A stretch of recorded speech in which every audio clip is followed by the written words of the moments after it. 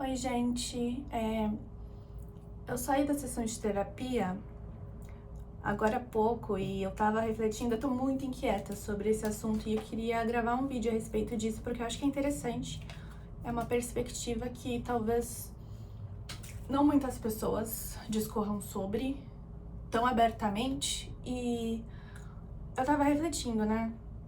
Desde que eu me mudei aqui pro Canadá, quase 2 anos atrás, muitas coisas mudaram na minha vida, muitas coisas eu fui percebendo. E eu queria mostrar essa perspectiva de uma pessoa que nasceu pobre num país de terceiro mundo, que é o Brasil. Eu nasci na periferia de São Vicente. Na verdade, eu nasci na cidade de Santos, mas morei minha vida quase inteira na periferia de São Vicente, que é no litoral de São Paulo. Enfim, me mudei aqui para Vancouver, no Canadá, que é um país de primeiro mundo, e muitas questões vêm à nossa cabeça quando você faz essa mudança, né? Claro que conforme a minha família foi ascendendo, muito por conta do trabalho do meu pai, o nosso padrão foi mudando um pouco, né? A gente tinha uma vida que não era exatamente financeiramente a mais confortável, mas nunca nos faltou comida, por exemplo, nem educação. Então, nesse sentido, nós sempre fomos muito privilegiados. Porém, nunca com luxos e tudo mais, por conta realmente dessa limitação financeira. E, enfim, até em São Paulo mesmo, eu morava em Santana, né, com meu ex-namorado. E a nossa vida, ela era um pouco mais cheia de lazer, por conta de que nós não tínhamos filhos, o nosso aluguel era relativamente mais barato do que uma pessoa que mora no centro, por exemplo, nos bairros que passam por uma gentrificação ultimamente, como por exemplo a Vila Madalena e tudo mais. Então, e também por conta da nossa profissão, que é uma profissão em alta demanda. Então, acho que isso é um recorte interessante de se fazer aqui nesse vídeo, né? Que eu sou desenvolvedora de software, então o motivo de eu estar aqui no Canadá não é porque eu juntei muito dinheiro e vim pra cá, é porque eu literalmente apliquei para uma vaga tendo inglês fluente, né? Que também é uma coisa que me tira de um padrão de um brasileiro médio, né? Que me tira que me traz uma certa exclusividade. Então, eu recebi uma oferta de emprego pra cá e por isso eu estou aqui, morando aqui. E aí eu queria trazer esse assunto porque também, recentemente também passei por um divórcio e aí eu tô nessa, né, de estar me descobrindo e sempre tem alguma coisa na minha cabeça inquieta e eu tô sempre tendo muitos pensamentos e muitas coisas estão acontecendo. Toda vez que eu tô em silêncio, você pode ter certeza que a minha cabeça as vozes da minha cabeça estão conversando muito comigo. E eu tô refletindo bastante sobre a vida, sobre o existir, sobre o propósito, sobre quem eu sou, quem eu quero me tornar, quem eu já fui. Então, tem muito sobre isso aqui dentro. E, bom, o primeiro mundo, ele não é como eu pensava, né? Eu sinto que a gente na América Latina, isso, e eu posso dizer porque é uma coisa que eu sempre quis muito e por isso eu escolhi aplicar para vagas no Canadá, eu queria sempre muito viver num ambiente multicultural com muitas experiências diferentes. Então, aqui tem muito imigrante, tem muito chinês, muito indiano. Meu time do trabalho, por exemplo, tem pessoas da Sri Lanka, do Paquistão, da Coreia, da China, brasileiros também, tem gente da Argentina, tem muitas pessoas de com várias histórias diferentes e culturas diferentes. Então eu sempre tive isso eu quero saber como vocês lidam com a vida, eu quero saber como vocês lidam com a morte, como vocês se despedem das pessoas que já foram, como vocês celebram as pessoas que estão nascendo, como vocês punem os criminosos, o que é crime pra vocês, o que é moralidade pra vocês. Então sempre quis saber muito sobre outras culturas, sobre o que eles passaram e tudo mais, sobre a visão deles dos mundos, né? Então é muito interessante eu estar nesse ambiente. E eu notei que algumas discussões, por exemplo, que a gente tem na América Latina, sobretudo no Brasil, porque é onde eu tenho experiência, onde eu tenho vivência, eu sinto que a gente tá mais avançado na discussão e na indignação com a injustiça do que as pessoas aqui. Talvez porque aqui isso não seja uma grande questão, porque a desigualdade, ela existe, com certeza. Estamos falando de um sistema capitalista onde a desigualdade é necessária, né? Porque para ter um topo precisa existir uma base. Então, nessa configuração de sociedade, necessariamente existe desigualdade. Só que aqui, pelas pessoas terem alguns direitos assegurados a mais do que nós, né, vivendo num país de terceiro mundo, talvez elas nem se questionem que existe a possibilidade desse direito não existir, sabe? Uma vez eu tava conversando com meu colega, ele é da Ucrânia, e eu tava falando pra ele, né, como as coisas no Brasil são muito caras e como é difícil você ter acesso a certas coisas, tipo eletrônicos e tudo mais, e ele tava muito chocado, porque pra ele era muito surreal que a gente tivesse essa condição, e ele nunca imaginou. E também ele ficou muito chocado quando disse que o aborto não era legalizado no Brasil, porque pra eles isso é uma coisa que já tá resolvida há anos, sabe? Que é uma questão que todo mundo entende que é uma questão de saúde pública.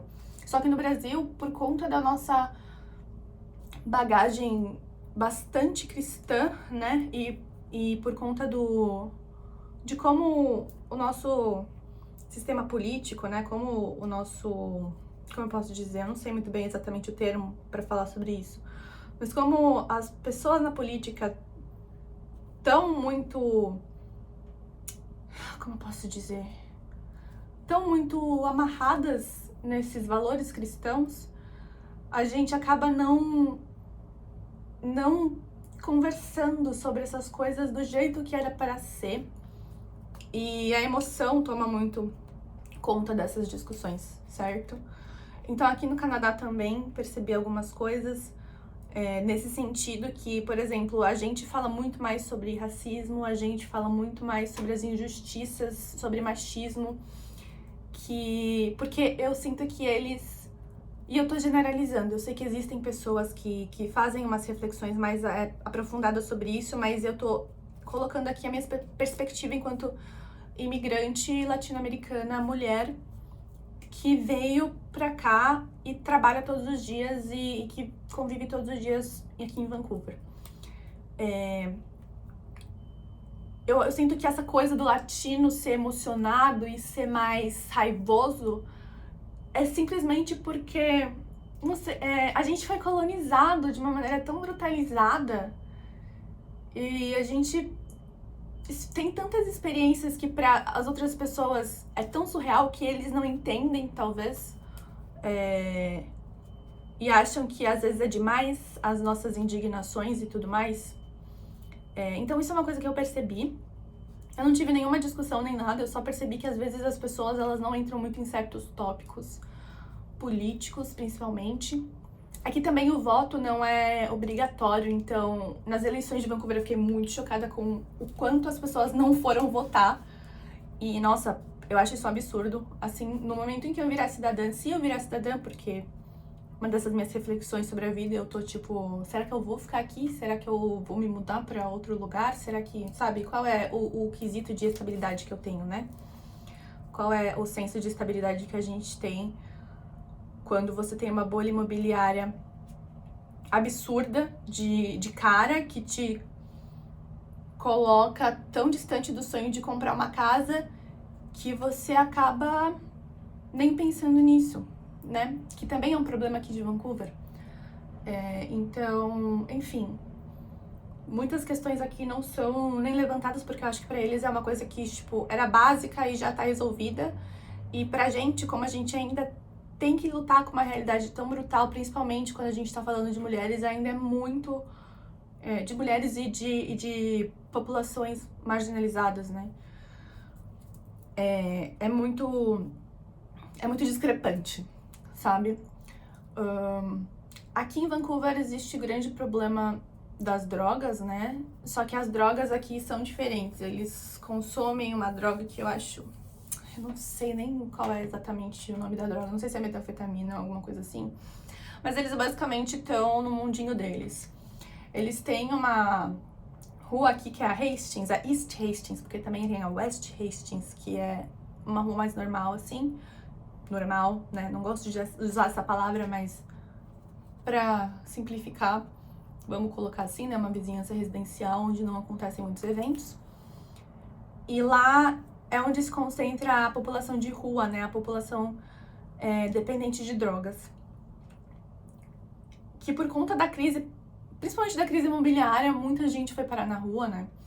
Nem todo mundo tem condição de pagar um apartamento, principalmente no centro da cidade. Pra vocês terem uma ideia, meu aluguel é metade do meu salário.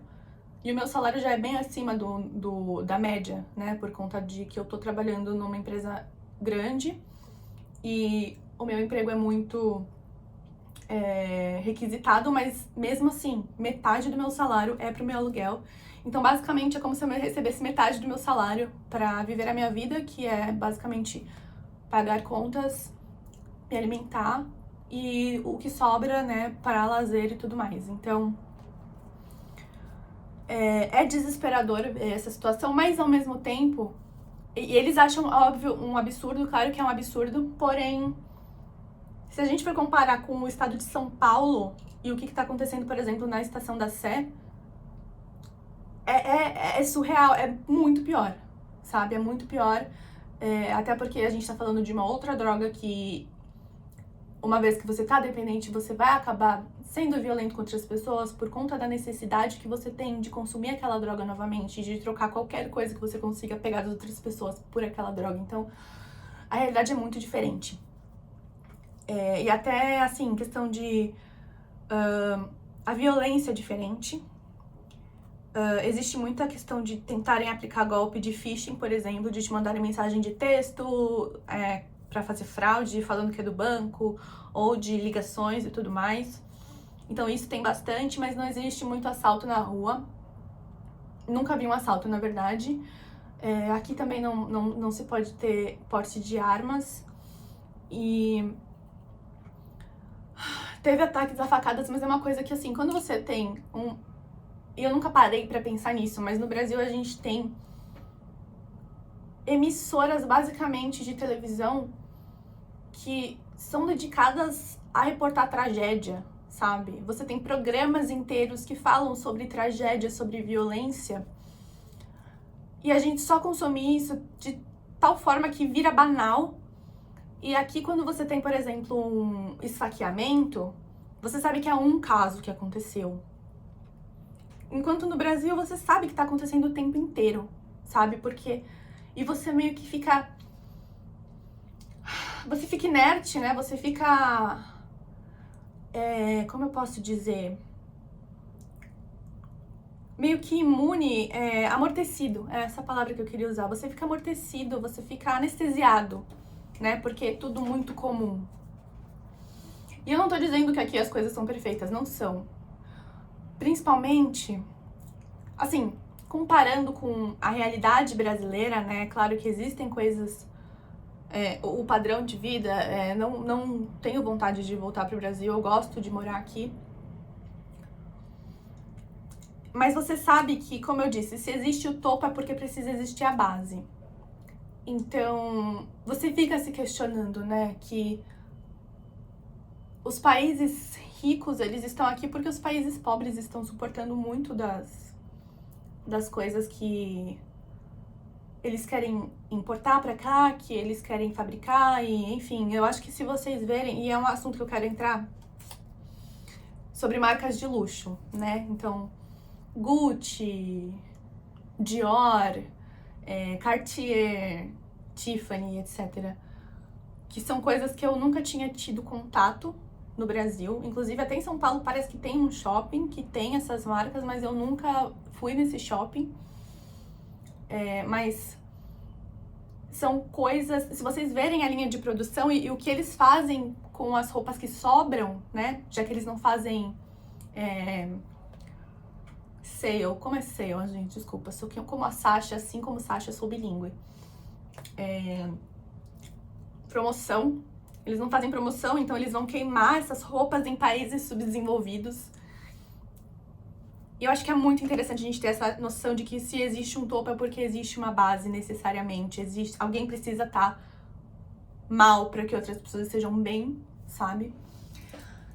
E eu tava discutindo, e aí a gente vem para a questão que eu tava falando com a minha psicóloga hoje, que é a questão das marcas de luxo. Porque eu, durante a minha vida, enquanto mulher, enquanto uma pessoa que menstrua, enquanto uma pessoa que foi socializada para os padrões de feminilidade, eu sempre corri muito da feminilidade, principalmente na minha adolescência, né? Então, por muitos anos eu não usei joias, brincos, esse tipo de coisa, sabe? Em busca da minha própria identidade, sabe? Do não querer me conformar com a resposta de porque você é menina, você precisa atender a esses padrões, atender a esses pedidos que a gente nem sabe de onde veio e que não são internos nossos, são externos, Tô esquecendo. Gente, quando você fala mais de uma língua, e no meu caso mais de duas, você fica muito confuso com palavras o tempo inteiro. E eu preciso ficar fazendo um Google Translate aqui na minha cabeça o tempo inteiro. Isso é um saco. O que eu tava falando? Vou beber água, peraí.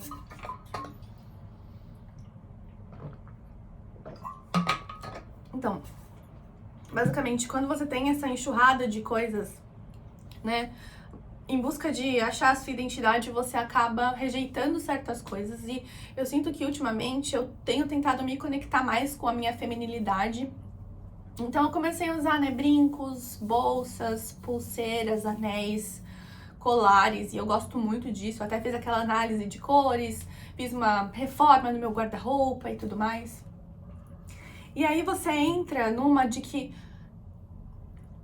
quanto mais consciência você adquire a respeito do mundo e da sociedade, você se pergunta, mas beleza, mas comprei isso aqui, mas na internet as pessoas dizem que você tem que ser sustentável, então como é que eu vou comprar uma roupa sustentável, mas ela custa tão mais caro? E aí você compra aquela roupa mais cara e você não consegue mais economizar porque você sente a necessidade de se integrar nesse grupo de pessoas, de pertencer a esse grupo de pessoas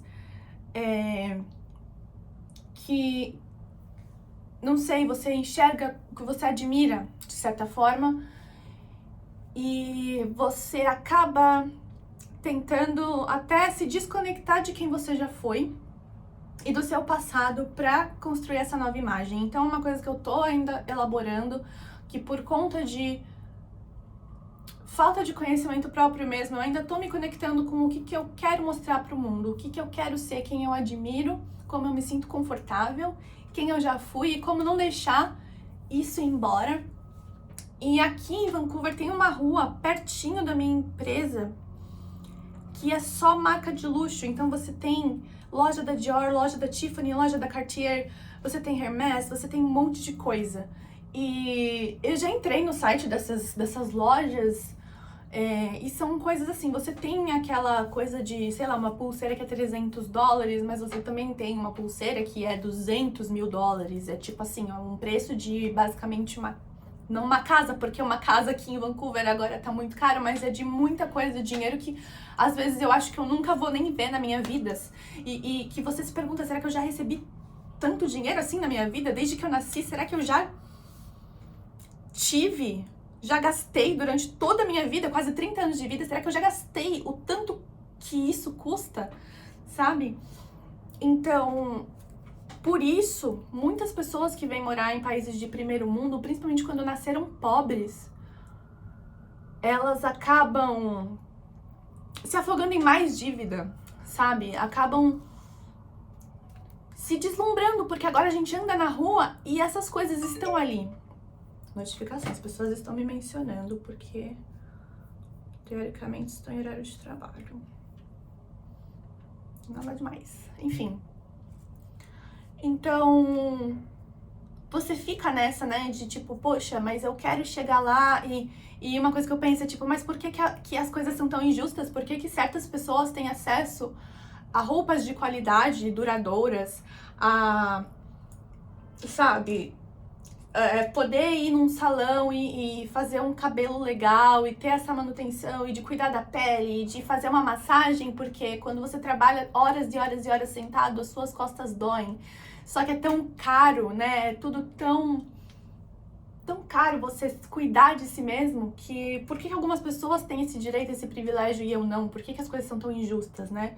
E aí como que eu saio desse pensamento de vítima que nós somos, mas o que a gente faz a respeito disso, né? Quais são as alternativas que a gente tem pra pra agir diante disso, né? Então, não apenas reclamar, mas agir diante disso. Então, enfim, vocês, nesse momento, estão vendo como seria uma sessão de terapia comigo, porque é isso que eu falo com a minha psicóloga. Eu vou longe e a gente fica assim, é muito intenso. É o tempo inteiro. E questionando sobre, sabe, qual é o sentido de existir, qual é o seu propósito da vida, aonde você quer chegar, e quando você vem principalmente dessa realidade tão diferente, como que você não vai ter os seus olhos brilhando para todas essas possibilidades e, enfim, todas as injustiças pelas quais você passou e que muita gente não consegue nem imaginar e muita gente não consegue nem ter empatia por você porque eles não conseguem imaginar, não tá na cabeça deles que é uma possibilidade de perder tudo, sabe? Então, talvez esse vídeo tenha ficado grande, eu não tenho realmente uma conclusão a chegar a respeito disso, mas eu queria compartilhar essa inquietude que tá dentro de mim e, sabe, eu questiono as coisas e depois eu penso, tá, mas quais são os mecanismos da sociedade que estão agindo pra que a gente se sinta dessa forma, sabe? Porque eu, principalmente por conta do TDAH, e uma das minhas grandes fraquezas é a questão da impulsividade. Então, às vezes, eu vejo uma propaganda no Instagram, uma propaganda no TikTok, e eu penso que eu preciso ter aquilo, sabe? Pra ter uma vida completa, porque conforme a violência aumenta no externo e o indivíduo se aliena mais dentro da própria casa, qual vai ser o nosso propósito, como que a gente vai se sentir validado, como que a gente vai se sentir parte de alguma comunidade, porque no final das contas a gente precisa estar dentro de uma comunidade, a gente precisa estar socializando com outras pessoas, né? Então, ai gente, eu posso ficar horas falando sobre isso, refletindo sobre isso, mas enfim, eu só queria compartilhar com vocês porque eu tô inquieta e eu queria saber a opinião de vocês e como vocês enxergam todas essas coisas. Acho que dá pra gente ter uma discussão bem interessante a respeito disso, porque talvez a minha geração, né, que é a millennial, eu nasci em 95, talvez a minha geração esteja acometida, seja a primeira de muitas gerações que vão estar acometidas por essa questão sabe, da falta, talvez a falta de estabilidade e essa busca por um propósito maior, né, essa vontade, essa sede de viver e de se expressar, e essa coisa mais questionadora, sabe? Então, tô aqui nesse vídeo um pouco diferente, convidando vocês pra gente falar sobre isso mesmo, porque eu acho que é interessante. E me falem se vocês gostam dessa... Não tem roteiro nenhum, eu tô só falando coisas, eu tô, tipo, literalmente vomitando pensamentos aqui pro meu celular. E talvez eu nem edite nada, e eu só coloque esse vídeo. E é isso, assim, me falem se vocês gostam desse formato, porque eu posso fazer mais, talvez, em alguns outros temas, falar sobre algumas outras questões, e a gente faz essa troca legal na internet. Mas é isso, reflexões, reflexões, reflexões, não muitas conclusões, mas a vida é isso, né? A vida, ela não é sobre estabilidade, talvez sobre equilíbrio, a vida, ela tá sempre em constante movimento e Ai, eu sou muito curiosa a respeito desses movimentos e eu quero sempre saber mais coisas, eu quero sempre questionar mais coisas. Ai, agora, principalmente que eu tenho uma sobrinha, eu vou querer falar sobre tudo com ela e tentar passar um pouco das minhas experiências pra ela e ver quais questionamentos ela traz e quais vão ser as grandes questões da geração dela, né? Então, bom, gente, é isso. Obrigada por terem me ouvido aqui. Esse é um dos motivos pelos quais eu não preciso usar drogas. Eu consigo chegar nesses lugares, nessas reflexões muito loucas, sozinha. A minha cabeça já funciona assim, entendeu? Então, muito obrigada por assistirem e deixem um comentário aí, vamos vendo aí o que a gente faz e vamos vivendo.